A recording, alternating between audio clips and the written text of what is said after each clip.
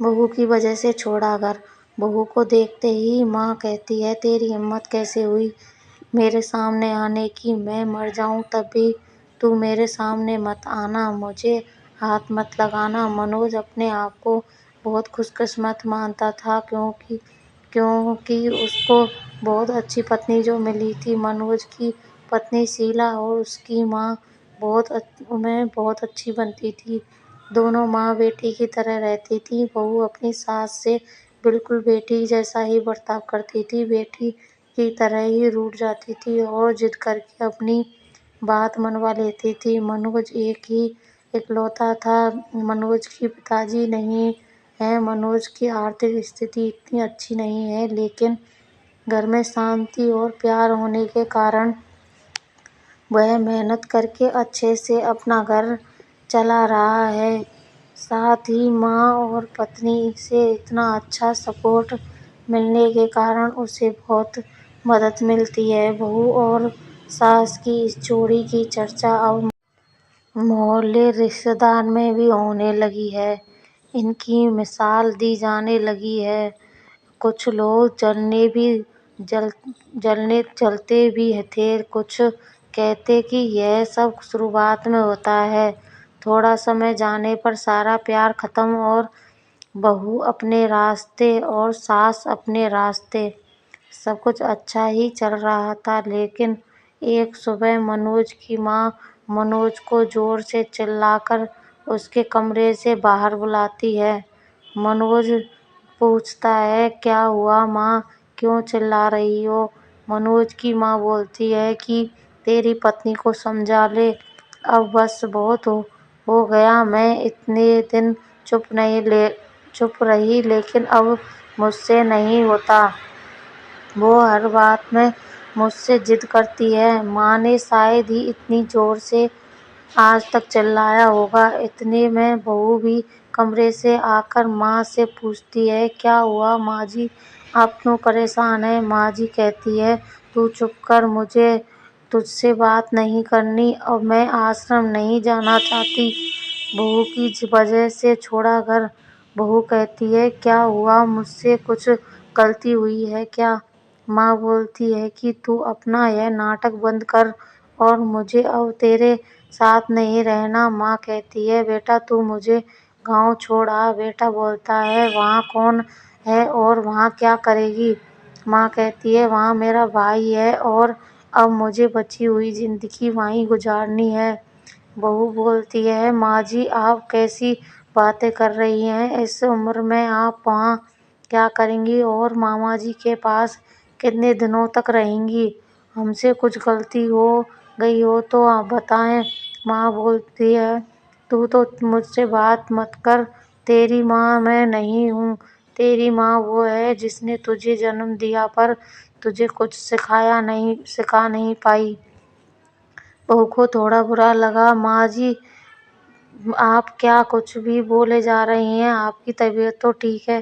بیٹا بولتا ہے ماں تم آرام کرو اور ہم شام کو بات کریں گے۔ ماں ایک دم ضد پر اڑ جاتی ہے اور مجھے ابھی گاؤں چھوڑ کر آ، اب مجھے یہاں نہیں رہنا۔ منوج اور اس کی پتنی کو کچھ سمجھ نہیں آتا، لیکن ماں ضد پر اڑی رہتی ہے تو منوج کو ان کی بات ماننی پڑتی ہے اور انہیں گاؤں چھوڑ کر آنا پڑتا ہے۔ گھر آ کر پھر وہ اپنی پتنی سے بات کرتا ہے اور اسے پوچھتا ہے کہ تم نے انہیں کچھ کہا کیا جو ماں جی اتنی بگڑ گئیں؟ شیلا بولتی ہے اس عمر میں اکثر یہ ہوتا ہے، چڑچڑاپن آ جاتا ہے، ہم 2 دن بعد ماں جی کو واپس لے آئیں گے اور آپ چنتا نہ کریں۔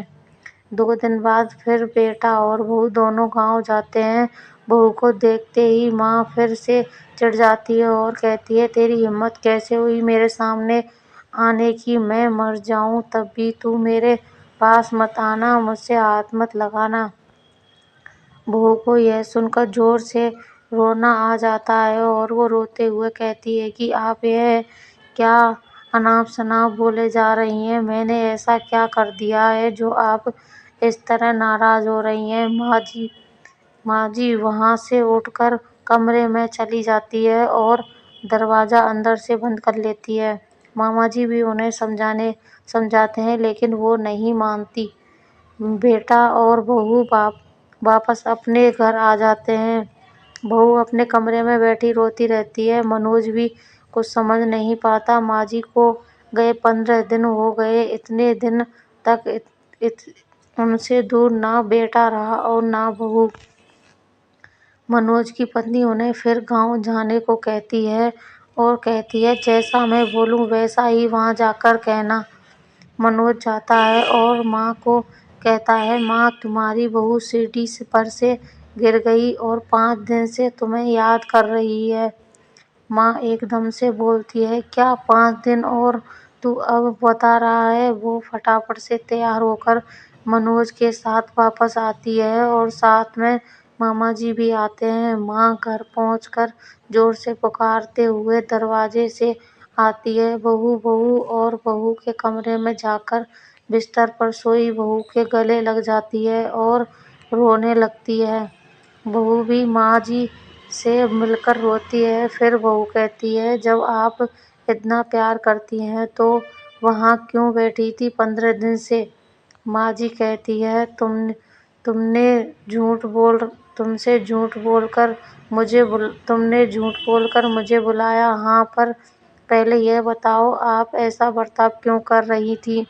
آپ کو میری قسم۔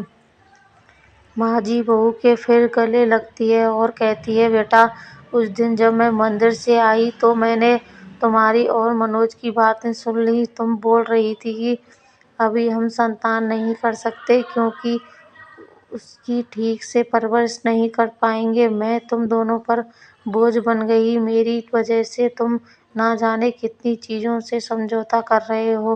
اس لیے میں نے یہ ناٹک کیا تاکہ تم دونوں یہاں رہو اور اپنی زندگی اور اپنے سپنے اور اپنے بچوں کو اس دنیا میں لا سکو۔ میں اب کتنے دن کی رہوں گی؟ بہو اور منوج دونوں بھی ماں جی کی باتیں سن کر رونے لگے۔ بہو بولتی ہے اگر آپ دوبارہ ایسا کریں گی تو ہم کبھی اپنی سنتان نہیں کریں گے۔ آپ ہم پر بوجھ نہیں ہیں۔ اور ماں جی ایک بات بتائیے آپ کو ہم بوجھ لگتے ہیں؟ جب کوئی ماں اپنی سنتان کو بوجھ نہیں سمجھتی تو پھر بیٹے اور بہو کیسے ایسا سوچ سکتے ہیں؟ اور جو ایسا سوچے وہ اچھا انسان نہیں ہے۔ منوج کہتا ہے ماں اب تم بھی یہیں رہو گی اور سمے آنے پر دادی بھی بنو گی۔